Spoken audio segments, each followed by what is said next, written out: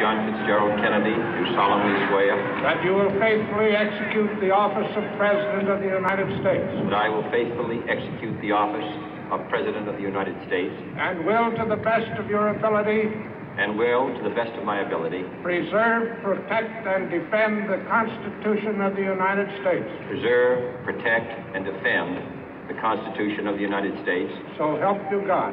So help me God.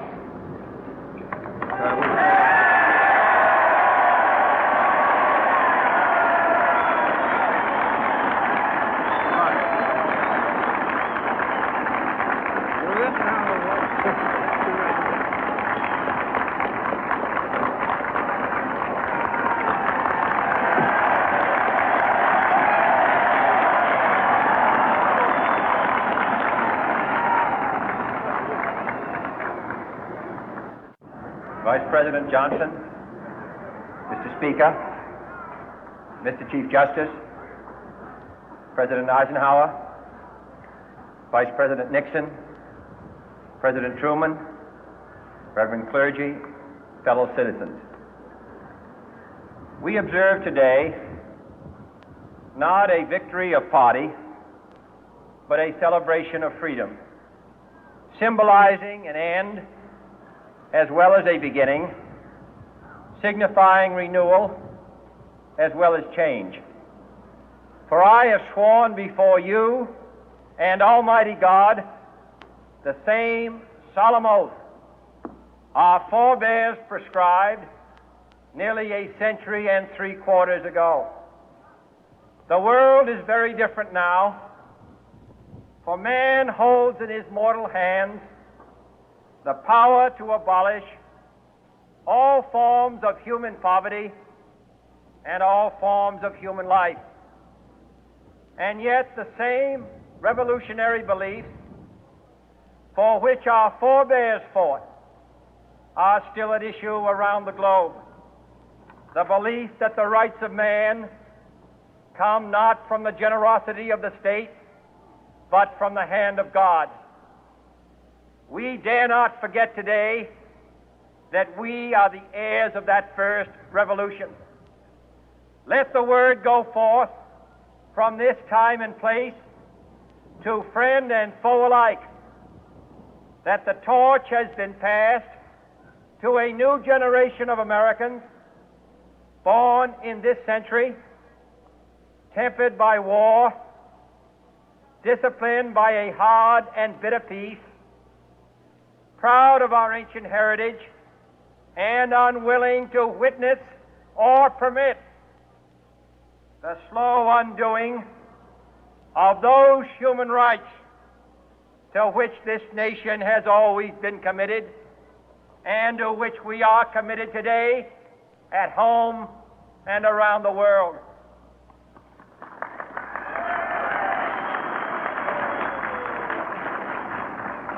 Let every nation know, whether it wishes us well or ill, that we shall pay any price, bear any burden, meet any hardship, support any friend, oppose any foe to assure the survival and the success of liberty.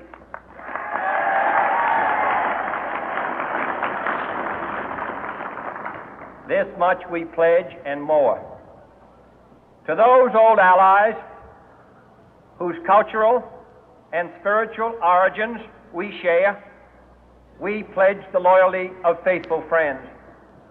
United, there is little we cannot do in a host of cooperative ventures. Divided, there is little we can do, for we dare not meet a powerful challenge at odds and split asunder. To those new states whom we welcome to the ranks of the free, we pledge our word that one form of colonial control shall not have passed away merely to be replaced by a far more iron tyranny. We shall not always expect to find them supporting our view, but we shall always hope to find them strongly supporting their own freedom. and to remember that in the past, those who foolishly sought power by riding the back of the tiger ended up inside.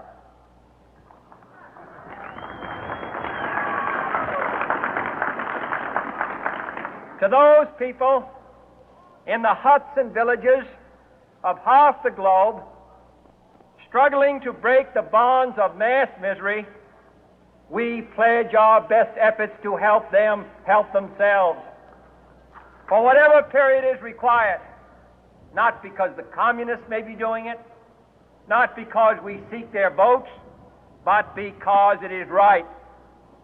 If a free society cannot help the many who are poor, it cannot save the few who are rich.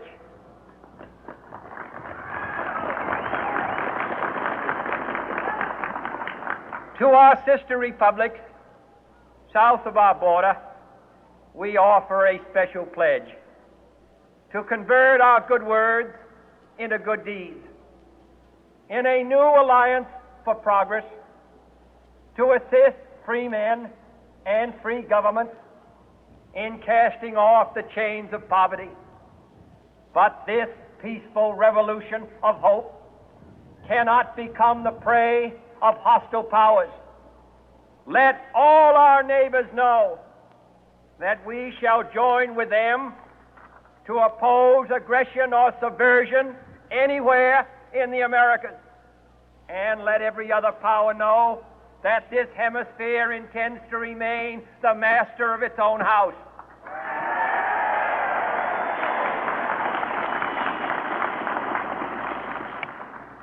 To that World Assembly of Sovereign States, the United Nations, our last best hope, in an age where the instruments of war have far outpaced the instruments of peace, we renew our pledge of support to prevent it from becoming merely a forum for invective, to strengthen its shield of the new and the weak, and to enlarge the area in which its writ may run.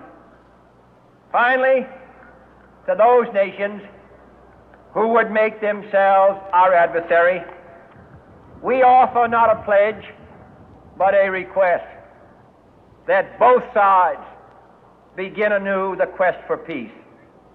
Before the dark powers of destruction, unleashed by science, engulf all humanity in planned or accidental self-destruction, we dare not tempt them with weakness, for only when our arms are sufficient beyond doubt can we be certain beyond doubt that they will never be employed. But neither can two great and powerful groups of nations take comfort from our present course, both sides overburdened by the cost of modern weapons, both rightly alarmed by the steady spread of the deadly atom, yet both racing to alter that uncertain balance of terror that stays the hand of mankind's final war. So let us begin anew, remembering on both sides that civility is not a sign of weakness, and sincerity is always subject to proof. Let us never negotiate out of fear, but let us never fear to negotiate.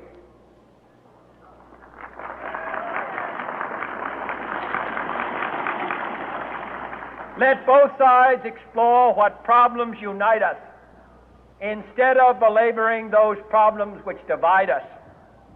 Let both sides, for the first time, formulate serious and precise proposals for the inspection and control of arms, and bring the absolute power to destroy other nations under the absolute control of all nations.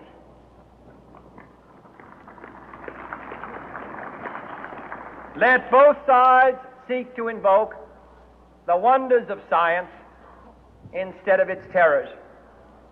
Together, let us explore the stars, conquer the deserts, eradicate disease, tap the ocean depth, and encourage the arts and commerce.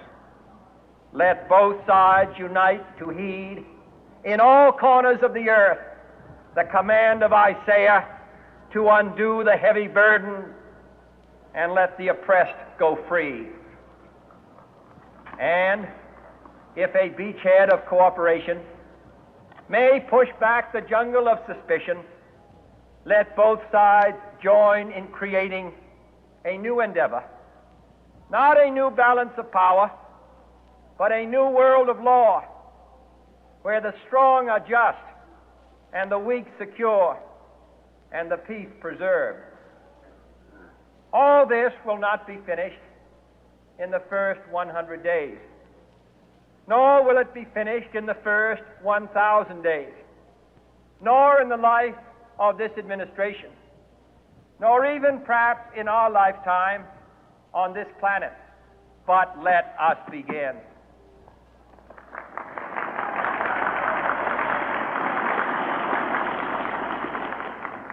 In your hands, my fellow citizens, more than mine, will rest the final success or failure of our course.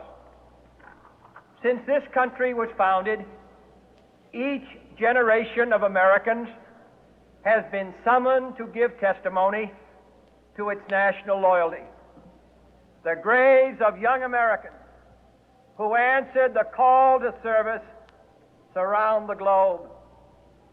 Now the trumpet summons us again, not as a call to bear arms, though arms we need, not as a call to battle, though in battle we are, but a call to bear the burden of a long twilight struggle, year in and year out, rejoicing in hope, patient in tribulation, a struggle against the common enemies of man, tyranny, poverty, disease, and war itself. Can we forge against these enemies a grand and global alliance, north and south, east and west, that can assure a more fruitful life for all mankind? Will you join in that historic effort?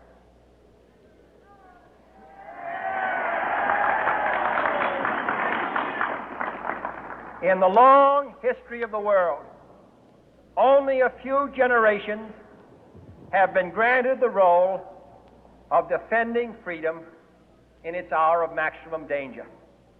I do not shrink from this responsibility. I welcome it.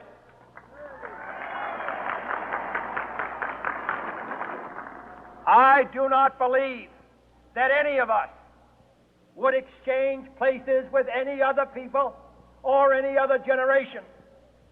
The energy, the faith, the devotion which we bring to this endeavor will light our country and all who serve it.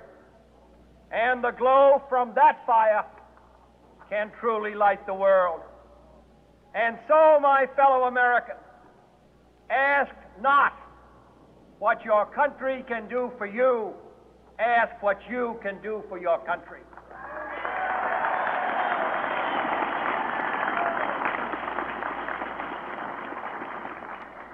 My fellow citizens of the world, ask not what America will do for you, but what together we can do for the freedom of man.